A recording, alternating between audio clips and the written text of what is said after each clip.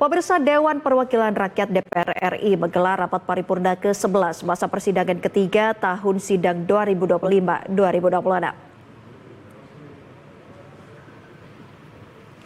Rapat paripurna ke-11 tersebut berlangsung di ruang rapat paripurna DPR RI Nusantara 2 Senayan, Jakarta pada Selasa pagi. Rapat ini dihadiri oleh 294 anggota parlemen dari seluruh fraksi dan dihadiri langsung oleh Ketua DPR RI Puan Maharani dan jajaran Wakil Ketua DPR RI.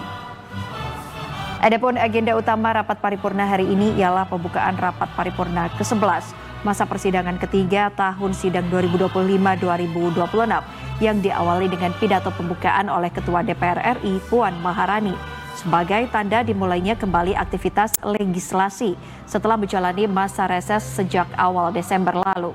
Setelah itu, agenda dilanjutkan dengan pelantikan anggota pengganti antar waktu atau PAW untuk anggota DPR RI maupun MPR RI periode tahun 2024 hingga 2029. Selain pembukaan masa sidang, DPR saat ini juga tengah menyoroti beberapa isu mendesak. Salah satunya mengenai percepatan pemulihan pasca bencana di Sumatera yang ditargetkan normal sebelum Ramadan. Sidang Dewan yang kami hormati.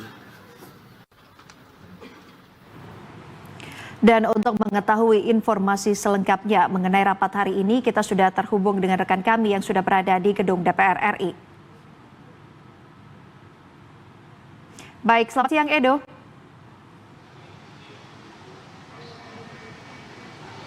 Baik, silakan Edo dengan laporan Anda. Ya, selamat siang Ayu. Hari ini DPR RI telah menggelar rapat paripurna ke-11 masa persidangan ketiga tahun sidang 2025-2026 yang mana memang tadi dalam rapat paripurna ini dibuka langsung oleh Ketua DPR RI Puan Maharani dan dihadiri oleh 294 anggota DPR RI dari seluruh fraksi. Agenda utama dalam rapat paripurna ini memang Ayu adalah pembukaan masa persidangan ketiga yang dibuka dengan pidato pembukaan dari Ketua DPR RI Puan Maharani, kemudian dilanjutkan dengan pelantikan anggota pergantian antar waktu atau PAW DPR RI maupun MPR RI tahun 2024-2029.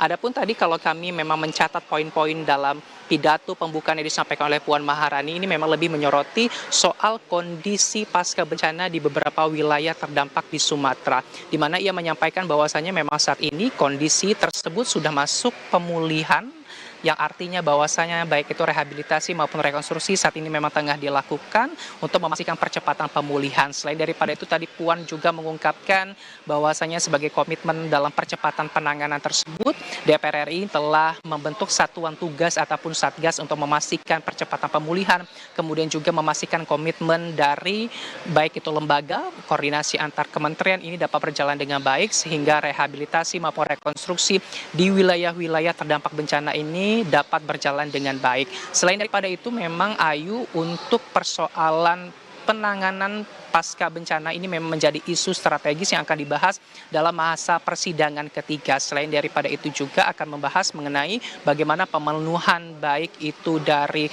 BBM, listrik, pangan bagi warga-warga yang terdampak. Sehingga itu akan menjadi salah satu fokus dari masa persidangan ketiga. Selain dari isu percepatan penanganan pemulihan di wilayah terdampak, isu lainnya juga yang akan dibahas dalam masa persidangan ketiga ini ialah yang pertama mengenai evaluasi transportasi dalam masa angkutan Natal dan juga Tahun Baru, kemudian juga evakuasi warga negara Indonesia yang berada di negara-negara konflik, hingga penanganan super flu yang saat ini memang meresahkan warga, dan juga yang terakhir adalah mengenai persiapan pelaksanaan ibadah haji tahun 2026. Sehingga kalau kita lihat memang dalam AKD ataupun alat kebutuhan dasar dari DPR RI ini akan membahas sejumlah isu yang tadi memang sudah sebutkan.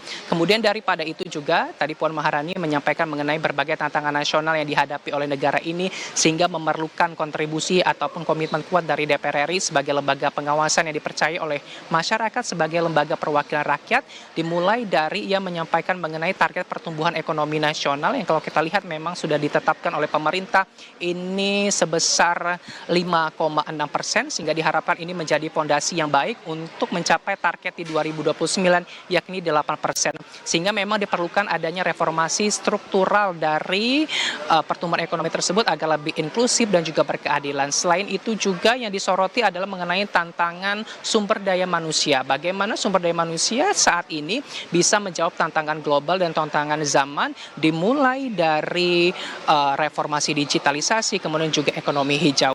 Nah, Ayu, itu tadi memang isi pembahasan dalam pidato pembukaan masa persidangan ketiga oleh Puan Maharani, dan juga tadi membahas mengenai juga soal isu kunjungan kerja Presiden Prabowo Subianto ke IKN, dan tentunya Puan Maharani berharap bahwasanya ada informasi tambahan yang nantinya akan menjadi masukan bagi DPR RI untuk diproyeksikan sebagai, yang kita ketahui IKN akan diproyeksikan sebagai ibu kota politik pada tahun 2028.